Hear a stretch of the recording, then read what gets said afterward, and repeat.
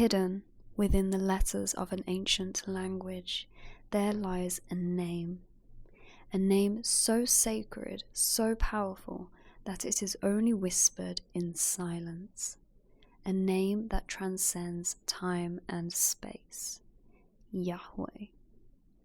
Today, we will dive deep into one of the most sacred mysteries of human spirituality in the Judaic theology, Yahweh, the Tetragrammaton. What does it mean and why is it revered? And how does it simply shape the way we think about the nature of God and reality itself from a Judaic perspective? The name Yahweh, represented by the 4 Hebrew letters YHWH, if I've pronounced them correctly. The origins of the pronunciation are so lost that I don't think anyone can truly confirm how they are pronounced, but I will go into this a little bit deeper. These 4 letters are known as the Tetragrammaton. These 4 letters, YHWH, makes up the most sacred name of God in Judaism. In ancient Hebrew, the alphabet had no vowels, only consonants, which left the exact pronunciation of this name somewhat of a mystery.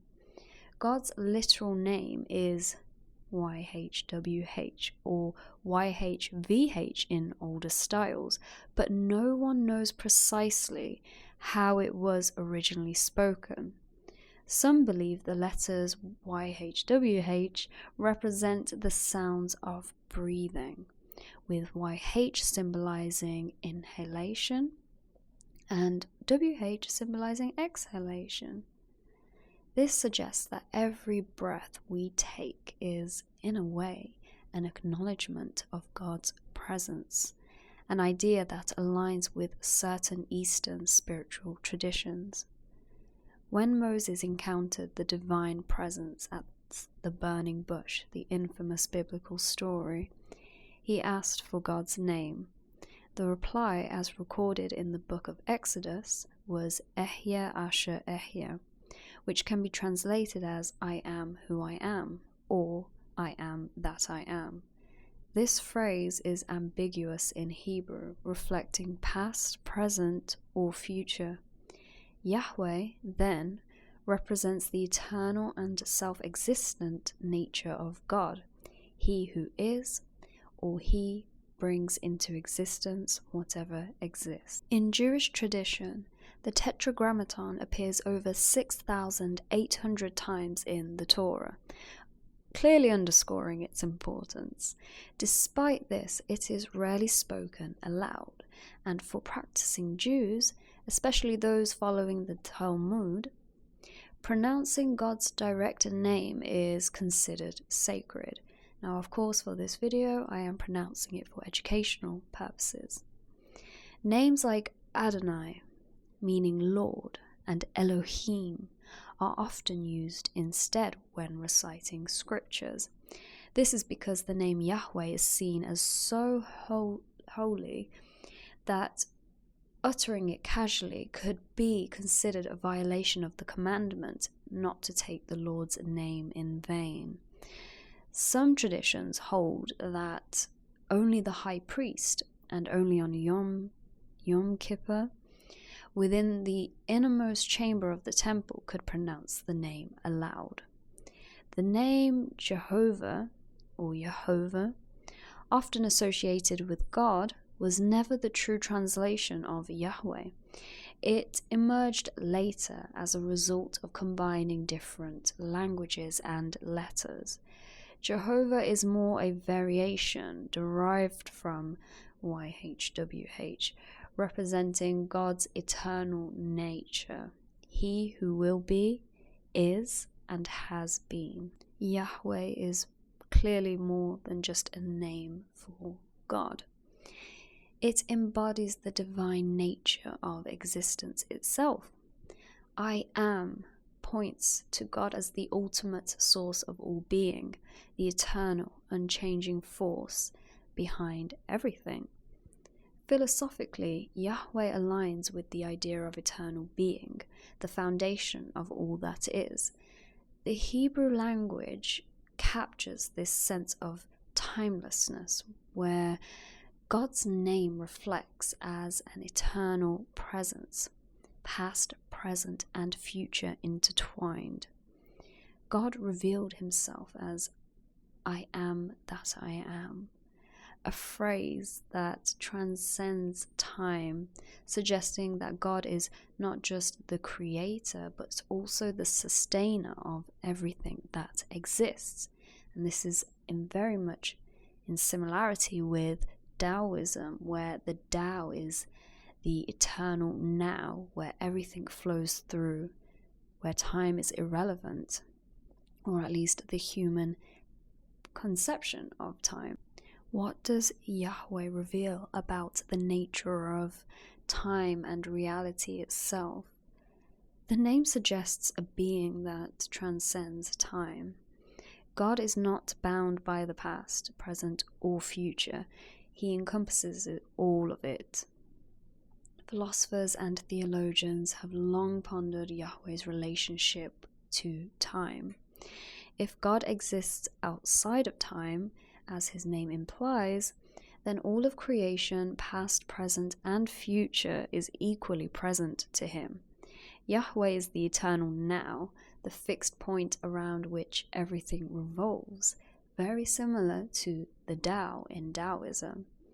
From a human perspective, we experience time as linear, a succession of moments, but Yahweh's name reminds us that from the divine perspective, all moments are in fact one.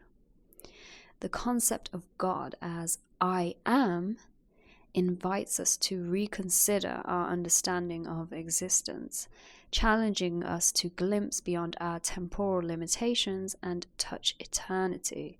It also invites us to reflect on I am as a concept of being, but also if we are, from a biblical point of view, created in God's image, what does that truly mean for us? In mystical traditions, the Tetragrammaton is a key to understanding the universe. Kabbalistic teachings suggests that the letters YHWH each represent different aspects of God's interaction with the world. Yod, the smallest letter, symbolizes the divine spark. He represents God's breath, the life force. Vav, the connector, signifies the link between the divine and the earthly. And at the final, he brings everything into completion. Through these letters, the name Yahweh becomes a map of creation, a way to understand both the divine and human existence as intertwined. By contemplating Yahweh's name, mystics strive to align themselves with the eternal flow of creation, glimpsing the divine mind. The sacred name becomes a meditation, a way to understand life, the cosmos, and oneself as reflections of God. I'd just like to insert my quick thoughts on the whole concept of Yahweh in this video in regards to reality creation and manifestation. I have used this in a previous video where Yahweh, when you say it, you breathe in and out, and I've mentioned how close this shows how God is very close to us, how close he truly is from an Abrahamic perspective, but also just from the existence of being. You breathe in and out, you take everything in and you let go, and we take this for granted so easily, not knowing the presence of the divine around us. And it's so important to stay present when we are focusing and using our conscious awareness to bring ourselves into our desired realities. And it's only in the remembrance of God in the present moment, just through your breathing, that is where the magic happens. I say this in all my free flow talks. However, I cannot stress how important I believe this video is in terms of understanding from, of course, a Judaic perspective, how similar it is to Eastern traditions as well as other religions, where this primordial reality is a clear focus into a significantly big step towards the eternal truth. Yahweh, the name of God that cannot be spoken, yet resonates throughout all creation. It is a name that speaks to the deepest mysteries of existence for the Jews, calling us all to contemplate the eternal nature of being. It reminds us that in a world of change and uncertainty, the divine is what is constant. Yahweh is, Yahweh was, Yahweh always will be.